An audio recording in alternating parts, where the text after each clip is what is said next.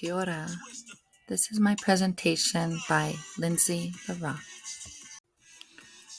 We start our journey leaving Regina, taking a 14-hour flight all the way to Auckland, New Zealand. We arrived to the marae in Hamilton at the University of Waikato, where we will be staying for 3 days. We start day 2 with a couple games and a Maori 101 lesson by our host, Luke. And as you can see, the morning sky is very beautiful, along with the rainbow over the marae. In the afternoon, we are treated to the Hamilton Gardens, which is a breathtaking sight, and we tried to take it all in within about an hour and a half, and this is what I have. The sights were absolutely amazing, and I can't get over all the work they have put into this small garden. And I mean, we did not have enough time there, and some of our crew actually went back there on their free days. But I mean, we had to tackle the mountain on our free days, so we decided to go to Tauranga. On day 3, we had a Maori language class with Naya, who was very excellent in teaching us the ways of the Maori. And then we went to the Waikato region with a bike tour with Matu. The e-bike tour along the Waikato River has to be the most beautiful sights I have ever seen. And the way Matu describes his culture is very inspiring. Here on day 4, we traveled to Tauranga to see the University of Waikato there. And I mean, we went to Bob's Fishery, which it was delicious. Then after the university, we went to the hot pools, which was right beside the Lonely Mountain. And you could see our friends teaching Luke how to round dance in Burger King. Then after the On this day, day 5, we attended the wake hake competition, which was absolutely amazing, and I cannot even describe it in words, what I have witnessed that day. It's amazing. On to day 6 of our journey, we were able to do a traditional canoe ride along the river in Hamilton, and the beautiful group we met there was just so informative and was able to guide us along to the beat of their voice. And as you could see, we were in 2 boats, and I am the one in the pink shirt, which is the first over the finish line, and it was amazing. This is day 7 on our free days, and we decided to go back to Tauranga to tackle the Lonely Mountain because we felt as if we were missing something if we didn't.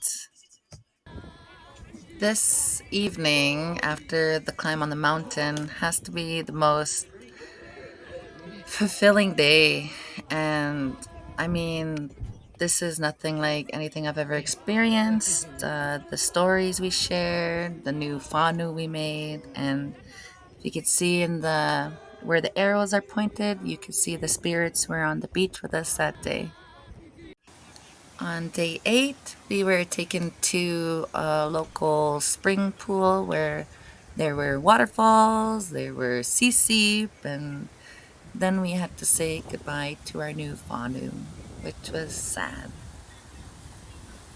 On day 9, we were involved with the Ake Innovation Healing Workshop along with the poi weaving. And I mean, look at this guy. This guy was just amazing in the work he's done and did to our fellow companions.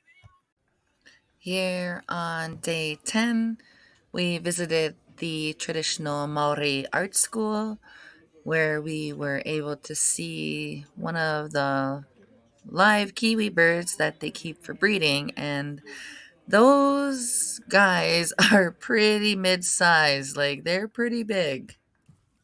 Then we followed the art school and kiwi birds with the treetop walk, which I mean, look at that. Like, look at those trees. They were bigger than anything I've ever seen before. I mean, they almost reminded me of like BC woodry.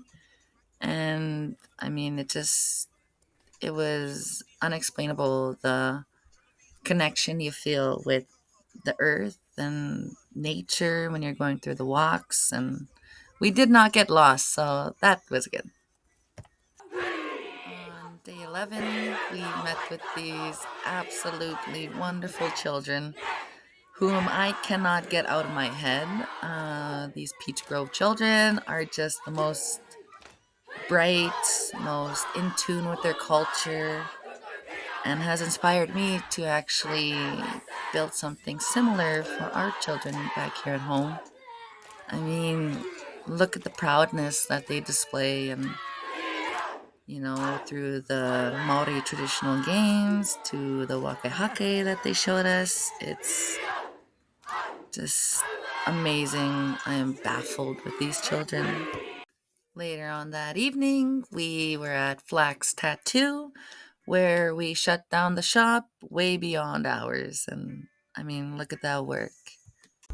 On day 12, we traveled back to Auckland, New Zealand, and said, "See you later" to our gracious hosts, Talia and Luke, and his lovely lady there. I mean, this is the hardest day during our New Zealand trip because they are our whānau, and I am truly going to miss their spirit, and we will see you soon. On day 13, we went to the glowworm caves, which, I mean, the enclosed space was something else, but it was worth it. And I mean, look at these ostrich and that emu that we saw on the ride there. This day at Hobbiton has to be one of the most best days I've had in New Zealand. Definitely the top five, as I am a big Lord of the Rings fan. And as you can see, I was so excited to be there. And I just can't see the movies the same anymore. I see them differently after visiting this place. I am still in disbelief that I was actually in the Shire. Oh, and I, of course, bought myself the one ring to rule them all. And I mean, my entire family is jealous because we are all Lord of the Rings fans. You could see it on my face. Day 14 was departure day, and I mean, it took longer to get back than we expected, but our family was very happy to see us. And I mean, humor is a way of our people, as you can see from these signs. This trip has truly been a once in a lifetime opportunity that I will never forget. All the connections, all the beautiful people I've met, all the scenery, the culture.